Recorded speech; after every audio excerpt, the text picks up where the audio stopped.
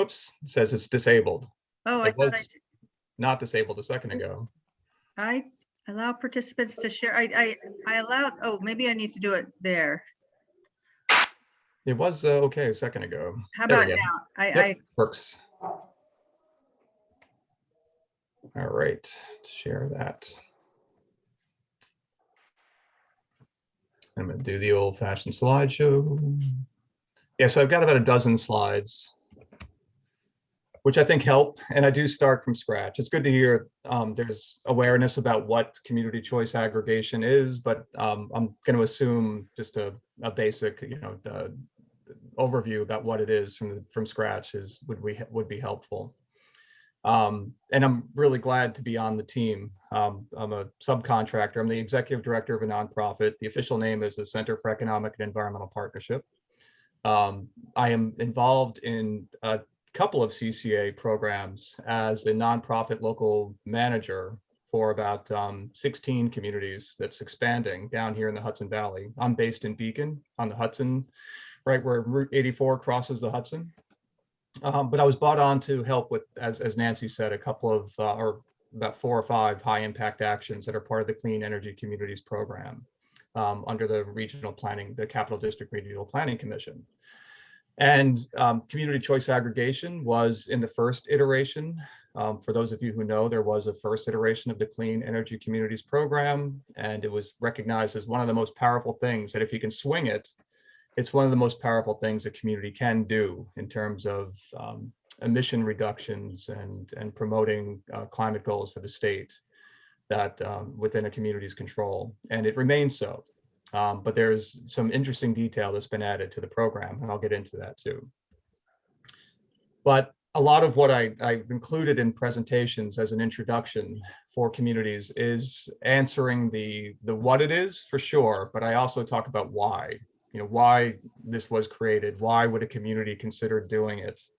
Why did the state enable this? And I'll talk about the logistics in a second, but I like to start with this handful of bullets associated with a survey that was released by Consumer Reports, which I think a lot of folks are familiar with Consumer Reports as that magazine that's been published and now an online resource, helping people pick everything from lawnmowers to new sneakers. They do reviews and evaluation. So it's a wonderfully objective resource.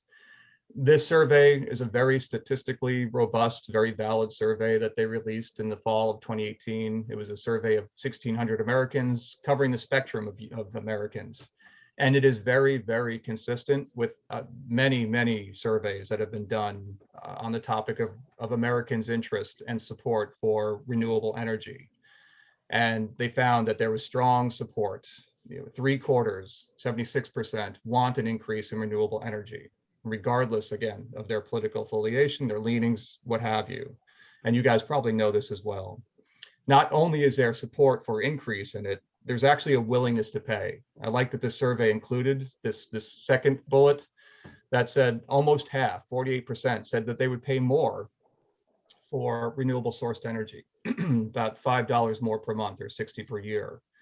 And additionally, more than half said they would participate in a community solar program or install panels on their property if there was a decent payback, and they identified it as a 5-year payback. So there's significant levels of interest in taking action to promote more renewable power in the US. And I think this is consistent with what we find in New York as well. These high levels of interest have to be married or compared against what people actually do.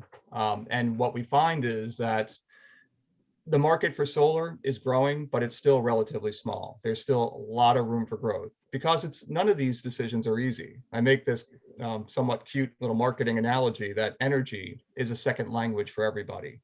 When you get into it, there's a lot to understand.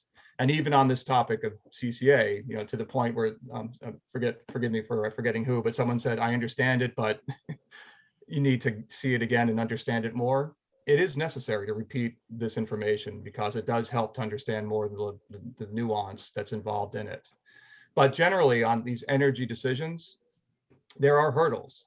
So there is, and I'm going to talk about this, a way that people can source relatively simply through a supply marketplace that was set up in New York and other deregulated state in the 90s, where people can just choose through their utility bill to pay for only renewable power.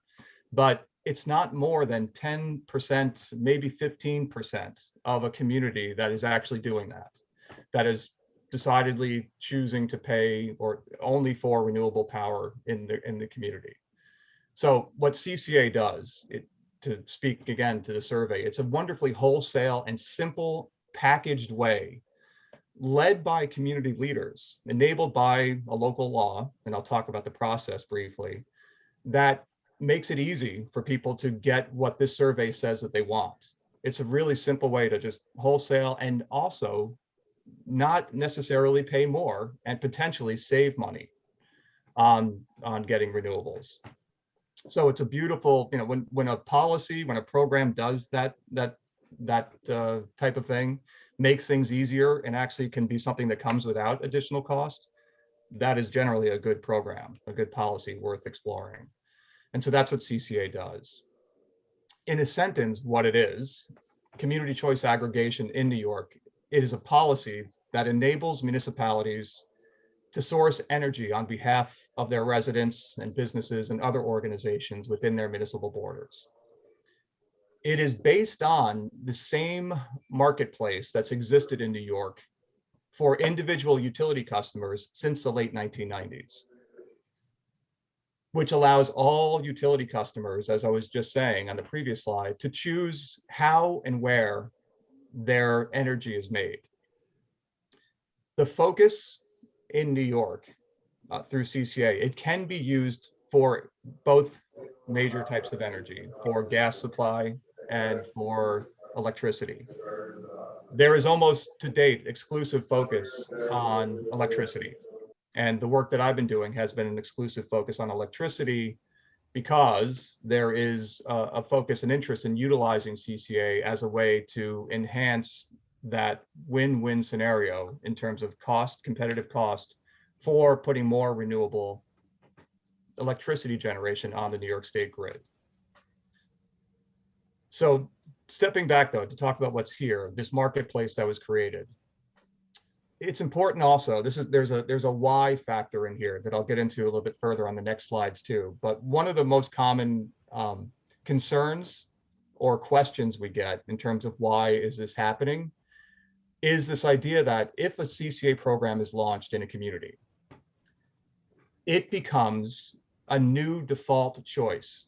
The supply selection made, the where and how and what supplier is sourcing that electricity for the community members, it becomes a new default, replacing an existing default that was established in New York State by deregulation in the late 1990s. And that's a really important point to make, because a lot of people, when they first come to understand or look at what community choice aggregation is, they are concerned that leadership is forcing a choice onto their community members that wasn't there before, that this opt-out situation is something new. And it's really important to understand that an opt-out situation exists in communities before CCA is even considered. And that default choice created by deregulation is that in terms of supply, the where and how electricity is made, that choice, if you do not go into this marketplace that was created by deregulation, that choice is made by the utility company as a pass-through cost. As I'll talk about on the next slide, deregulation made utility companies in New York just delivery companies. It broke up the full monopoly that a lot of people still think exists when in terms of the utility companies. A lot of people still think that NYSEG, National Grid, Central Hudson, they think all the New York utilities own the power plants and all the infrastructure in between, down to the meter on people's homes. Deregulation broke up that generation and supply marketplace revenue source for utilities. It created a competitive marketplace, this supply marketplace that we're talking about. And so utility companies are, to use an analogy, only delivery companies like FedEx or UPS. they don't make the packages, in this case, the energy, they just make sure it gets delivered reliably. So that's the current situation. And again, the default situation in New York, if somebody does not go into this marketplace, then the utility company will make that choice for them. So why do people go into the marketplace? Why would they deviate from the current default choice where the utility makes the decision? There's two main reasons why people would source, to choose to go into this marketplace for how and where their power is made. One of them that people have taken advantage of, and which CCA can be utilized to do, is to look for better price. So cost improvement over what the utility had done for them. And the utility rate varies every month. They're not allowed to fix a rate.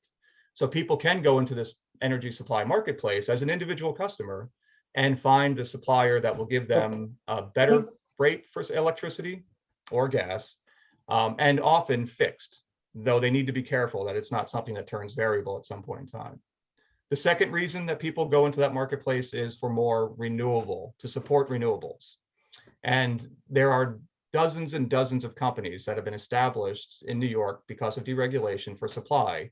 Many of you probably are familiar with many of the companies that are out there and probably have even tried this if you're not currently doing already.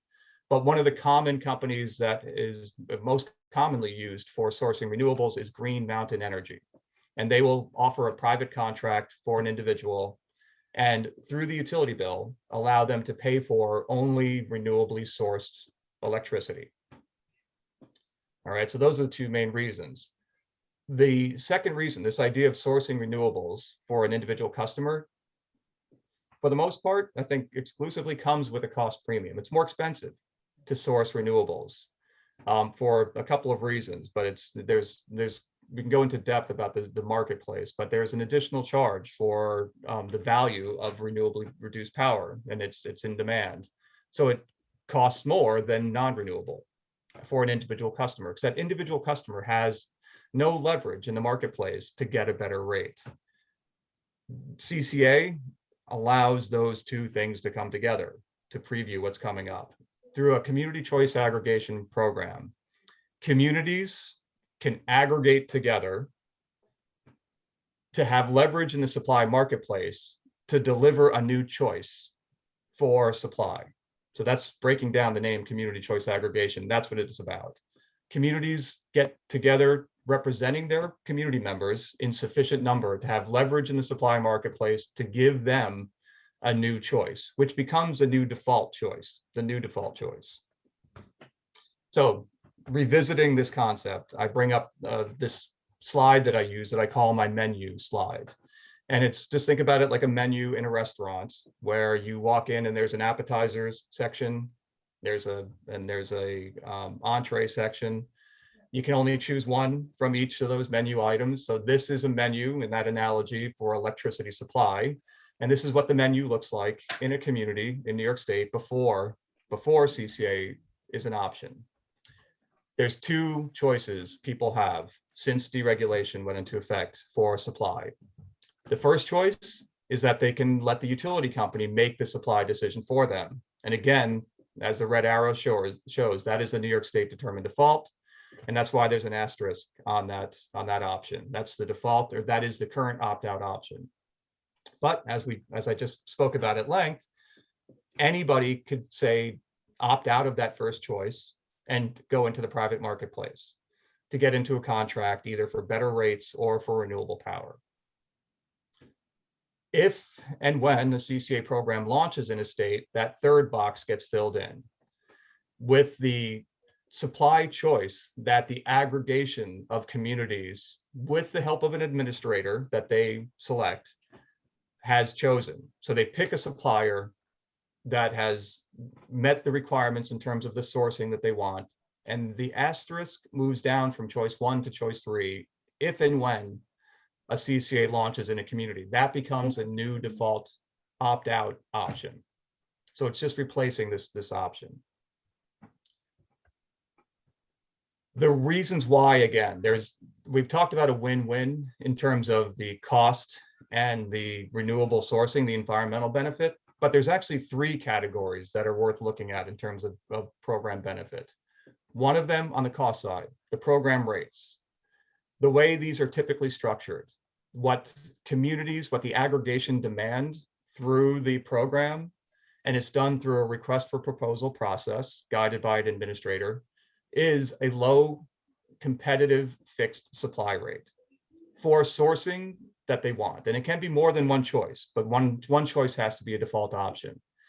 It's a fixed supply rate that is competitive with the utility rate and is intended to be, and often structured to be, better than the utility rate for non-renewables. So the win-win in terms of cost and environmental benefit, you can bring them together, two overlapping circles. It is certainly better for renewable rate through this program, through this aggregation, than what people could get for private rates, the third bullet. So that private marketplace with an individual company, this is a better way to go. It's, to use another analogy, in essence, this is a buying club like Costco or BJ's Wholesale, where by the power of numbers, people get the better price for something that's premium for renewable sourcing. The often overlooked benefit, the third that I'll talk about, I'll bring up the environmental in the bottom in a second, but a very important component of this program, and I've found it's actually the most robustly appreciated, most widely appreciated aspect and overlooked, is that there are numerous elements of consumer protection baked into the program as well. And this is no small thing, because that private marketplace, the electricity suppliers marketplace that individuals could enter into, while many people have been very happy there, there have been lots and lots of bad experiences that the state has heard about. You know, the Consumer Protection Division has heard about, and this is nationally too. There are a number of bad actors that have, on top of the complexity of just navigating these energy choices, they've created a lot of well-earned distrust about energy decision-making. So the design set forth by the state when this was enabled in 2016 is to have relatively simple program elements. It is, as we talked about already, a low and fixed supply rate. There is no contract for the members of the community. The community, the leadership, the decision-making body at the head of a community enters into a contract on behalf of their community members. That gives complete flexibility for people to opt in or opt out of the program at any time with no weird fees or restrictions of any kind. The second bullet is a fixed period. These programs are structured as a contract period so that there's no surprises. This is one of the challenges that's existed in the private marketplace, where people enter into contracts that, like your cell phone or like your cable contract, can be indeterminate and can be problematic for those reasons. So this is intended not only to be a fixed rate, but a fixed period contract. And for the most part, most of the communities, of the dozens and dozens of communities that are doing CCA currently, it's been mostly 2-year contracts that they're involved in. The opportunities, the package that's offered as the default choice is vetted by a team. So you have a team that's working for you that includes your community leadership. They look at the contracts, they are involved in deciding what the sourcing is and what the required elements are for proceeding with the program. And fourth, there is a lot of really great and evolving opportunity in New York State for energy, in the energy marketplace, but it can be really overwhelming. So I'd like to identify in this fourth bullet that this program is an easy packaged option that reduces the hurdles for decision-making to take advantage of what's out there. An individual customer can be like a day trader and shop the marketplace and probably do better than this program could do, but the majority are not going to do that. The vast majority. So the idea of this program, it packages it up into a nice, simple package, nice and easy for people to understand. So those are the two wins. And then the third win that overlaps for the win-win-win scenario are the environmental benefits. This is renewable. This is the ability to get very competitively priced renewable supply at a potentially lower rate than people have paid for fossil or nuclear generation. It has very powerful repercussions, impacts on the supply market, on the grid in New York State. This aggregation of communities represents significant big demand pools that really benefit the producers of renewables immediately in terms of their financial health, and then the medium and long-term market signals for what this will do for the grid is very exciting. through this decision of only supporting, only paying for renewable supply, you avoid greenhouse gas emissions from otherwise, that would otherwise be produced by fossil generation. And fourth, and relevant to our conversation, and the reason Nancy and I are working on this together is because with Matt, is because of it is recognized and is a potential grant accessible point getter through the Clean Energy Communities program. CCA is a way to garner a significant amount of points. And I'm going to use the next slide to talk about the points that are available through the system, but also as a way to transition to talk about how CCA, Community Choice Aggregation, it's a program that offers parallel opportunities, more than one. We've exclusively now been talking about the buying club for electricity supply. But the state is also interested in this platform being utilized to encourage people to take advantage of something called community solar, and to do it similarly as an opt-out, the way that the buying club for electricity supply is offered as an opt-out. And I'm going to keep clarifying things, and I'll show you in a couple of slides my utility bill to understand what this supply option thing is about, where it lives on a utility bill, and how it differs from a solar decision, in particular community solar. But here's just one slide on the clean energy community programs. I just grabbed images from the guidance document that the state put out that NYSERDA released. But community choice aggregation is one of the approximately dozen high impact action strategies. There are two components underneath community choice aggregation umbrella, but together you can get up to 2,000 points. And I'll put that in context at the bottom of the slide in a second, what that 2,000 points represents. But there are two different components to make up that 2,000 points. We've been talking about the buying club for supply, choosing a 100% renewable as the default choice for a community. If you do that, and it's New York State sourced renewables, you can qualify for 1,500 points of the 2,000. The second umbrella, the second mental space, if you will, please try to keep these separated, is for community solar, or what the state calls community distributed generation more generically, because it can include hydro projects. So this is a community renewable generation project. If a community decides to offer this under the CCA umbrella, enabled by a local law, a community can garner another 500 points by giving people, on an opt-out basis, subscriptions to a community solar project. What community solar is, I'll show you a menu, just like I showed you the supply menu in a second. You'll notice I left space on the right. I'll talk about how it's an option amongst the solar options that people have when we get there. But just know that there's two separate umbrellas, the two separate programs under this umbrella. In terms of the context, what this points means, there are different levels of points, and you can keep adding and keep going. So the first level of points for accessing grants, no cost share grants, is 3,000 points. And if a community, by accumulating points for different high impact actions, gets to 3,000 points, they can access, if it's a small and medium community, up to just below 40,000 population, they can get a $10,000 grant. So community choice aggregation gets you more than halfway or more than halfway there if you do both strategies. And this is interesting too. This will probably come up in our conversation, but it was mentioned that the REC market is challenging right now because of the price of RECs for this 100% renewable option. There's an interesting way that you can actually utilize the community distributed generation program without doing the first section, to still deliver great benefit to the community and still have great impact on the New York State grid in context of the challenges that are happening with the supply marketplace. All right, so some further clarification. This is my utility bill. I live in Beacon in Central Hudson Territory.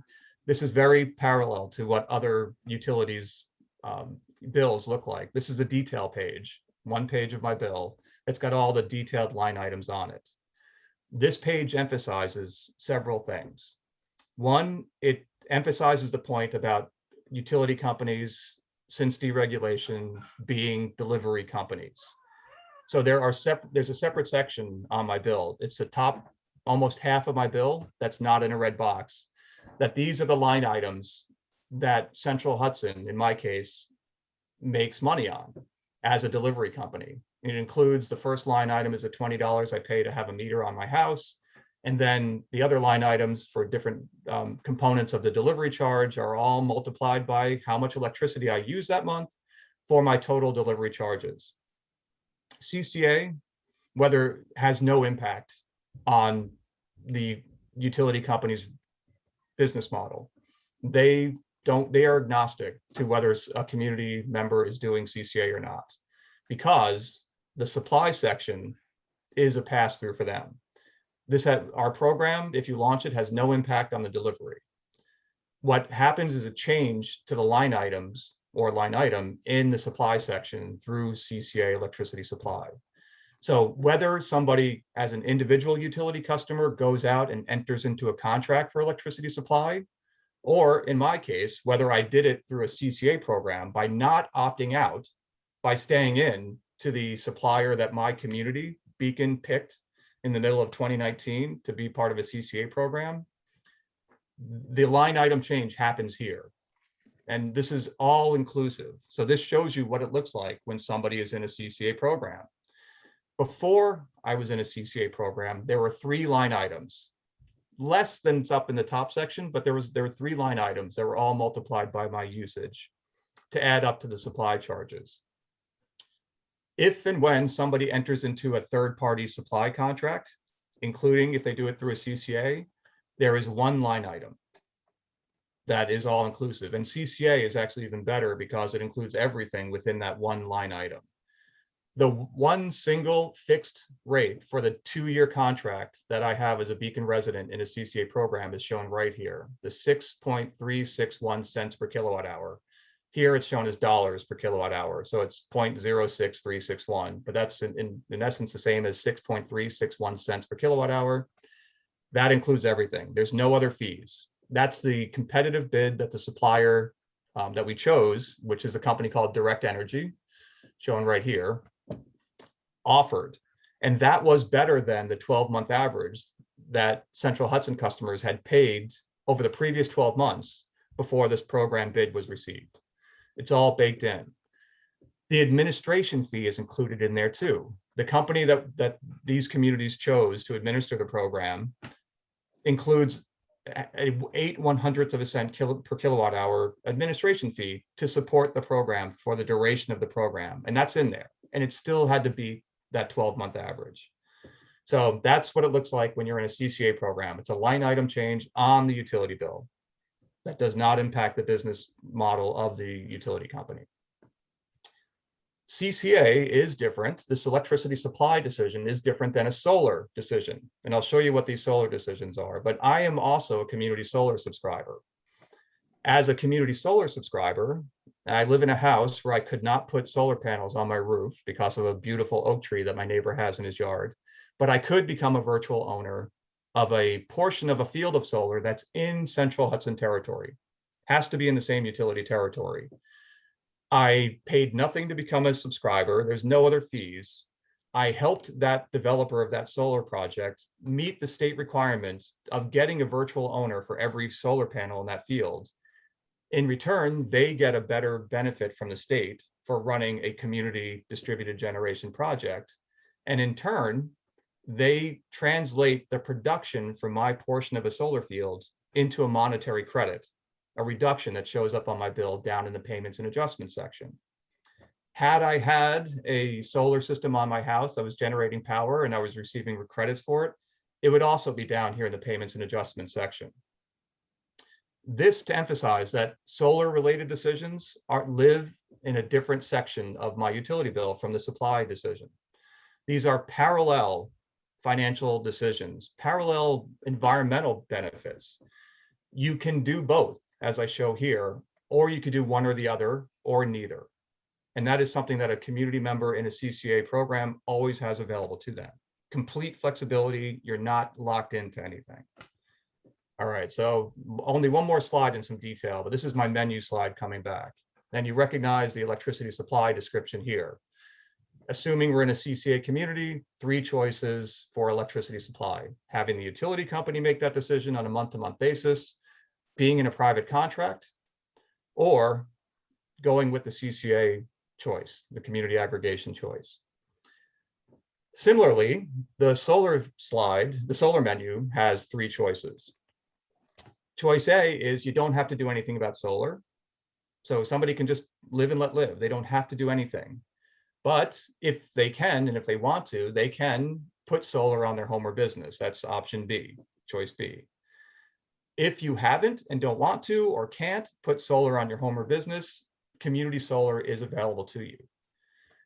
As before, you can only choose one option from each column.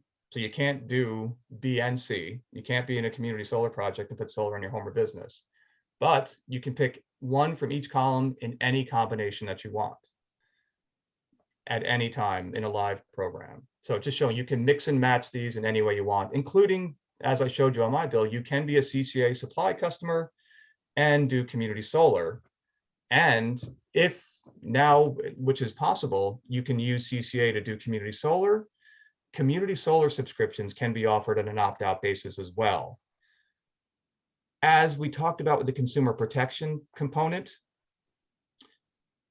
community solar subscriptions can be offered without a contract, with no minimum participation, just as we talked about for supply.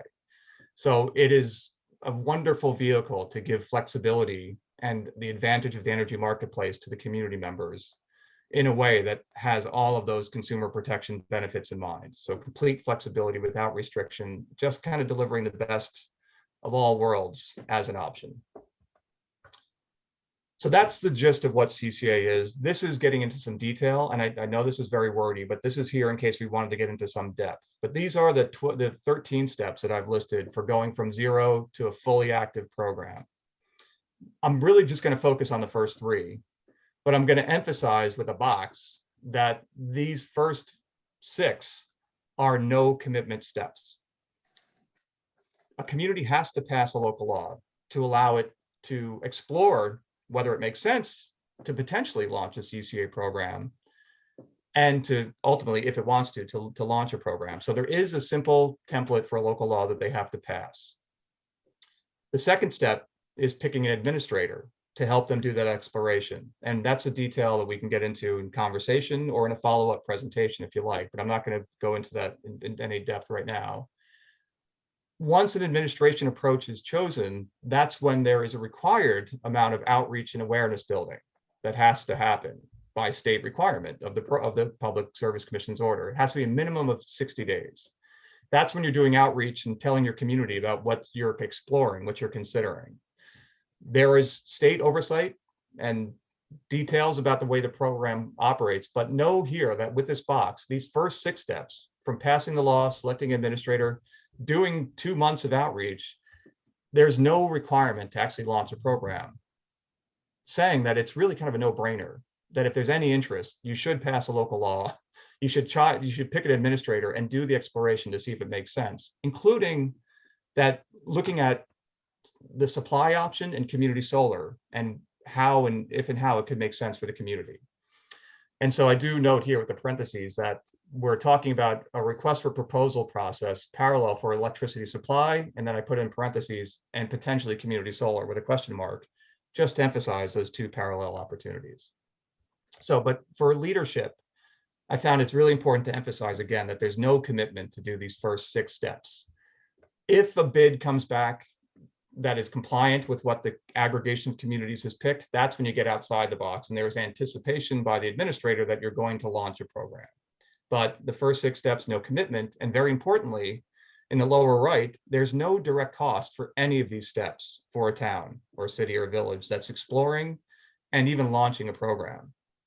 There's only the opportunity time cost of reviewing the program, looking at the agreements, considering the options. So it's time, it's legal review, but there's no direct costs at all for any community to do a program, nor to the community members.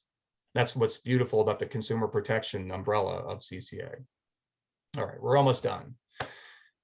The state likes to emphasize too that there's other things under the umbrella of CCA that a program can be utilized for, what it establishes as an opportunity within a community. you can use it for other types of bulk purchasing, not just supply. For example, the first program that happened in New York State right after this was enabled in 2016 was a program in Westchester. And they're very active about utilizing this platform for this representation, this engagement with communities to offer other benefits. Like, for example, what's shown here, they did a buying club for electric vehicles through the CCA platform. That's the first bullet. It's a bulk purchasing opportunity for electric vehicles and potentially other strategies that can be beneficial to the community members. The second bullet here, it's a community hub as a knowledge resource, and that's the role that my nonprofit plays in the community choice aggregation programs in the Hudson Valley. We get to be there for the life of the program to continue to do outreach to help people feel comfortable with the program and how it fits into the big scheme of things, and also offer guidance about other opportunities. So it's a great way in the alphabet soup of acronyms that is involved in these programs to help navigate through to understand what the right opportunities are. It helps, I think, to know that this is being done widely. I think it's approaching 150 communities that have passed the local law for CCA, and that's what these pins on this map represent. There was, the big concentration down in Westchester, but it's statewide, from every corner of the state, including out to Long Island and all the way to the northern part of New York here and to the west, that it's been done.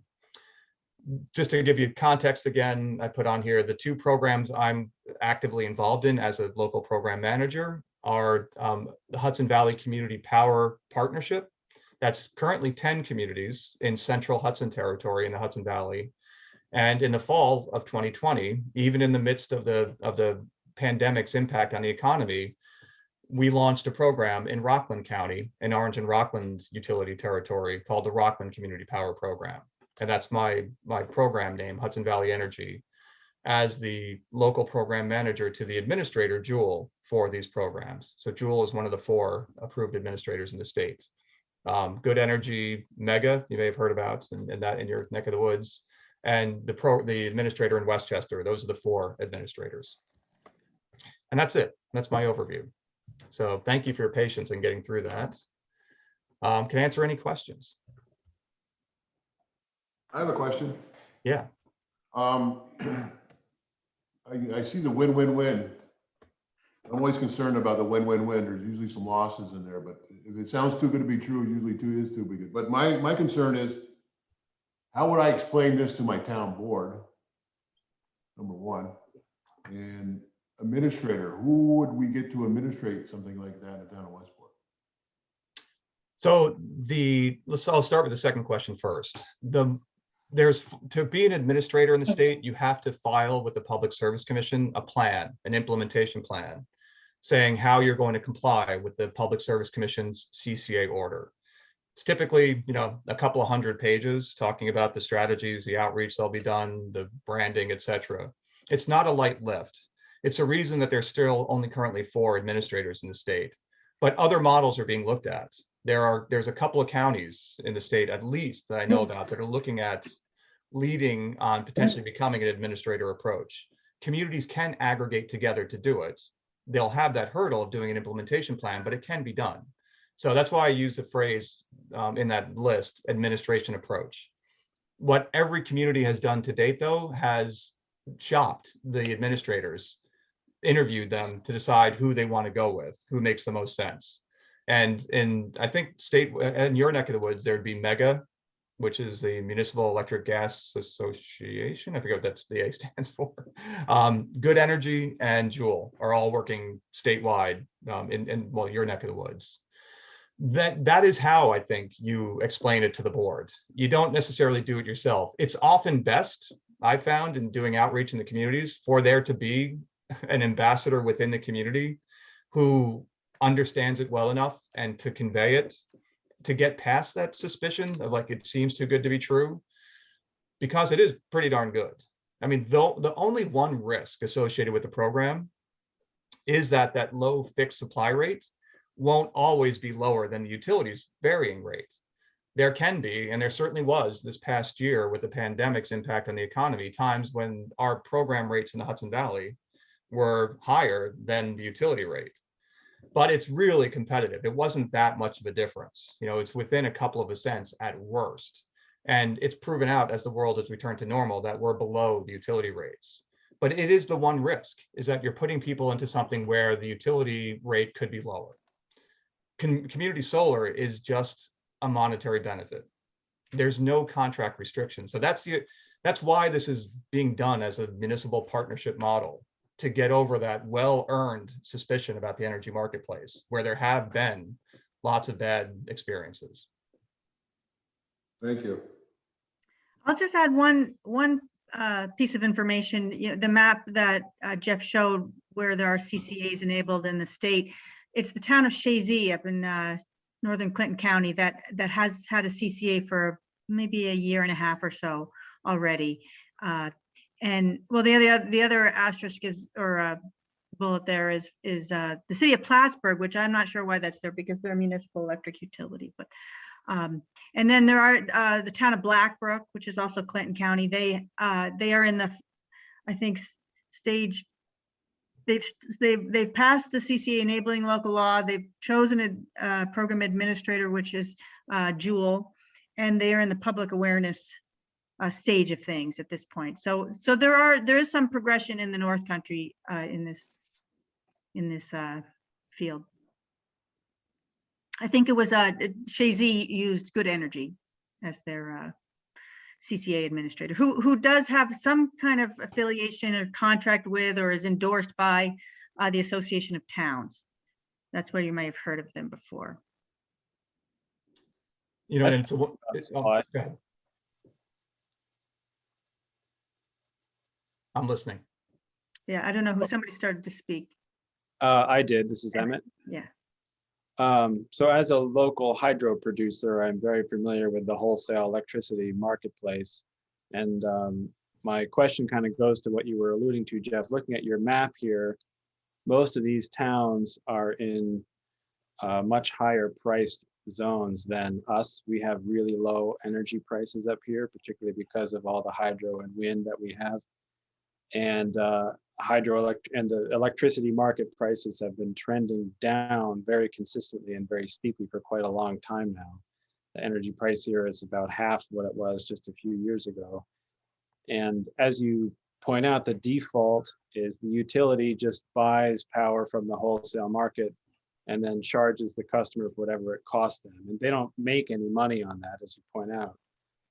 It just seems like a really challenging environment to provide a cost competitive supply product, especially at a fixed rate. I love the idea of renewable supply, of towns opting into renewable supply, but that would obviously be another premium above whatever the fixed rate was. So I just am having a harder time seeing that as to how you get. Is there a possibility for CCA to do basically what National Grid does and buy off the market, thus taking advantage of the falling prices, or does it have to be fixed supply? Thanks, Emmett. You know, I was just about to talk about that challenge of the rates up in the North Country, and even, you know, what we, having gone to the environmental science and forestry school, I think I can correctly say upstate New York, and people, you know, use it correctly. Yeah, there is the rate challenge. And in the first iteration, before community solar, the opt-out community solar was part of it, it was just a very challenging program to implement, where the utility rates are so low. To your second question, is there a way to vary it? Can it be something other than the fixed rate? It can be. That's an option that's allowed, that you can challenge the suppliers who bid to be the supplier for the program to do a, I forget, an indexed kind of a matching rate where it would follow the utility rate and maybe, like, you know, be 0.1%, or even, you know, I don't know if it could be a full percent better than the utility rate, but it would always be better. That's something you could challenge it on. That is especially possible, I would say, too, that if you launch a program and you go with the non-default, you go with the non-renewable, a non-100% renewable as a default, it's certainly the interest of the state to utilize this program to promote renewables. And we're in a challenging times in terms of REC prices, and maybe it's always challenging where the utility rates are so low.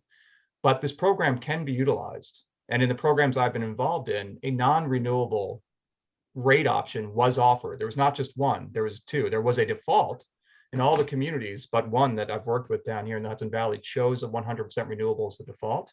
But you can choose a standard mix, as it's been called down here, which mirrors the utility mix as the default, which was fixed, but it was lower.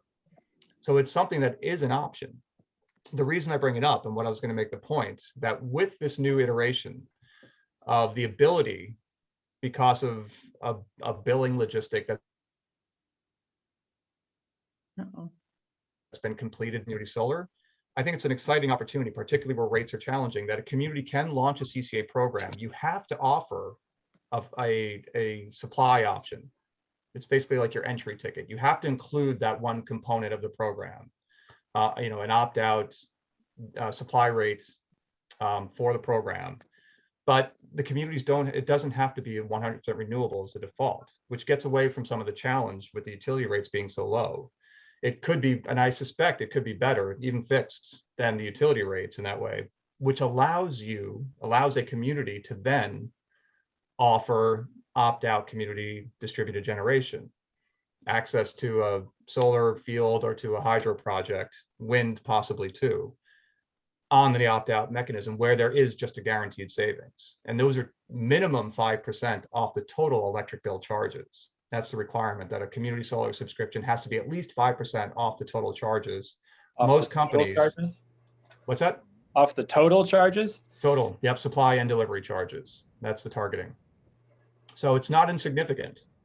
And it's potentially a very interesting mechanism that has wonderful market benefits, because again, through those subscriptions, you're facilitating the creation of those projects. You're improving the financial position of developers of projects within utility territory through this captured demand through these communities. And it's just, from a community leadership perspective, you're giving them cost savings while you're facilitating local projects and local jobs. So it really is a win-win.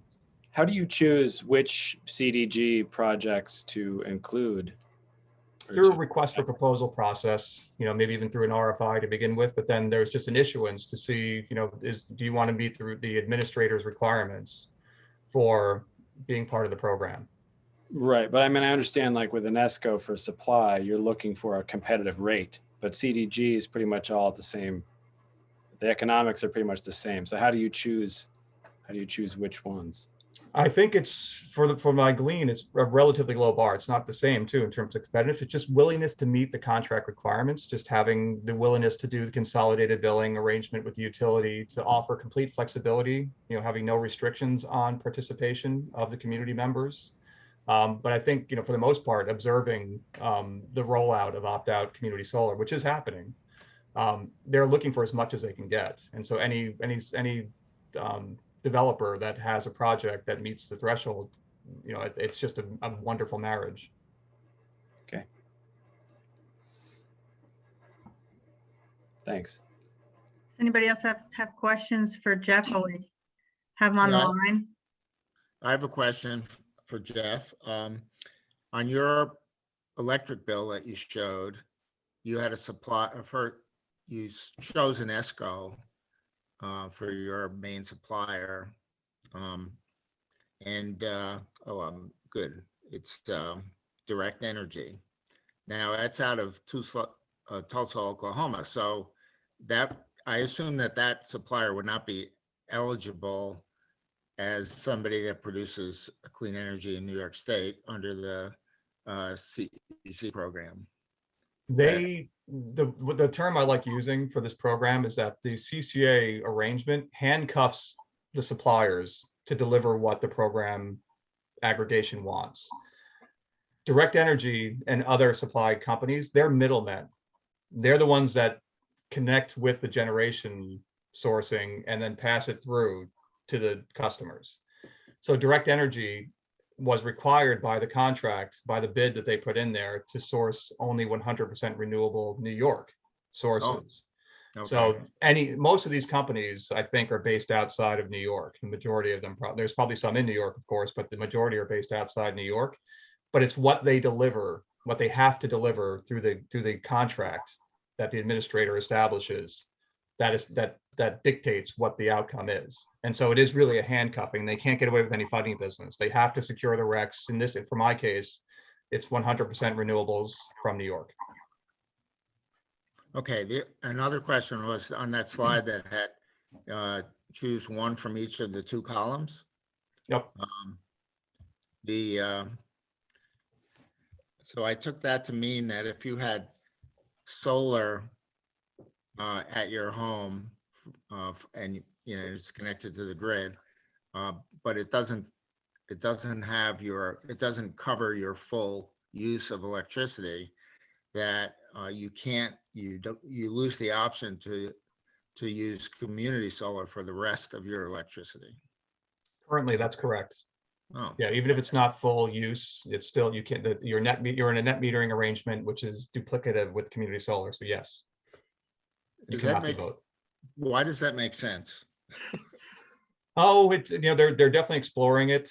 That, they said a nice analogy I've heard here is that if you're growing your own tomatoes at home, why shouldn't you be able to get tomatoes from the marketplace? I think that applies, and that they are considering the ability to supplement home production. But right now, for I think relative simplicity, they're exclusive.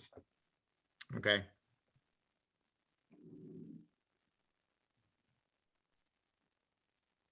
Anybody else have questions? We're right at noon, but so I don't want to take anybody's more of your time than we already have. But this is a good chance to get your questions answered.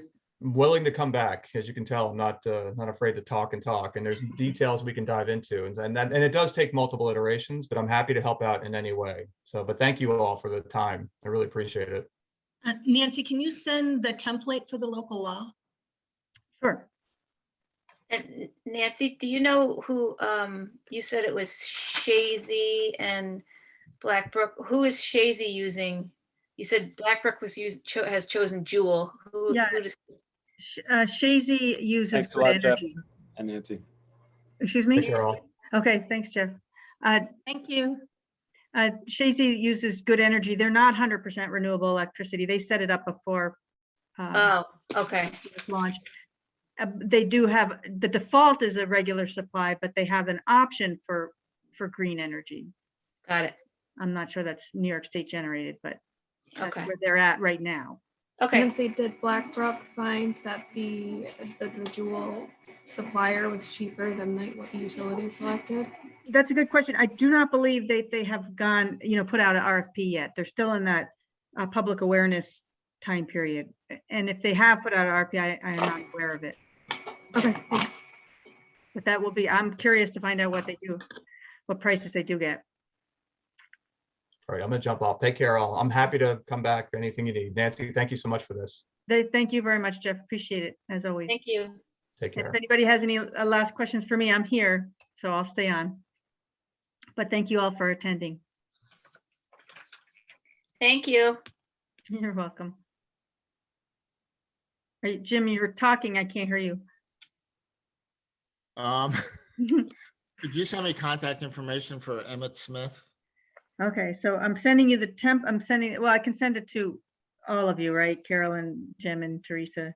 Yeah, Template I for the think I local have law. it. So I've been on a meeting before with him, Jim. I think I might have it, but if Nancy can just do it, that's good. Yeah, I can send you Emmett's. He runs Northern Power and Light. If you're familiar with that, the hydro, he owns several, his family owns several hydro facilities in the North Country. And so he's selling electricity for those, just like community solar, but for the community hydro. Okay. So And Nancy, did I hear that Essex County was interested in being a CCA as a county? I see you only listed cities, villages, and towns, but counties can't do that and then override the ability of the towns. no, Okay, no, the county, it can't be done at the county, it has to be done at the lowest level. okay. Towns are, I don't even think villages can do it. I'm pretty sure. I'm pretty sure that's right, but it can't be done at the county. But the county could, aggregate towns together to each individually do a CCA and get the power of the aggregation, if you all went in the same direction. I think that's why Clinton County, they actually, or the town of Shazy, they call it a Clinton County CCA, even though it's just the town, the one town. But maybe there's, you know, the intent of trying to include others, bring, you know, because the power of aggregation can be powerful for getting a good price. So in order to get a bigger group under CCA, you could theoretically link or have multiple towns join together. Is that right? Yeah, and actually that's your CCA administrator does that too. When they put out their RFP, they might be doing it for several communities around the state. Right? So they're trying to get the best price because that's what they know you want. And so they're doing it whatever way they can, you know, by aggregating more, you know, bigger aggregations. I mean, it doesn't obligate you to anything, but that's just how they can get a best, you know, the best price. So who pays for the CCA administrator who's doing that kind of work? That money comes out, and Jeff mentioned that's just this tiny, what he said, 8/100th of a percentage out of that supply rate. You know, when you pay on his bill, when it was 6 point whatever cents, that is baked into that. Okay, so that, but in his first 6 bullets, wasn't there some work that, no, well, the administrator does work during that time, but they don't get paid. they don't get paid? Okay, No. all right. You know, they only get paid when they get that little percentage off of the electricity, Okay, you know, supply rate. That's my understanding. okay. I mean, same as when you work with, where the town of Keene worked with Mega to get a, you know, working with Constellation Energy, you don't pay Mega directly. You just pay a little teeny percentage. It's very little for you, but it adds up when, you know, all their customers is that percentage off the supply rate. Yeah, but actually, we didn't work with Mega. We talked with Mega, but Joe Pete went off on his own. That's fine, but that's how Mega collects it. Right. Okay, Thank you. you're welcome. Thank you. Yeah, glad you were all there, and hopefully we all learned something. I do. Every time I hear it, I learn more. So, Good. all right. Enjoy the blue sky. Oh, I know it's really changed. You too. Bye-bye. Have a Thank good you. weekend. Bye-bye. Right.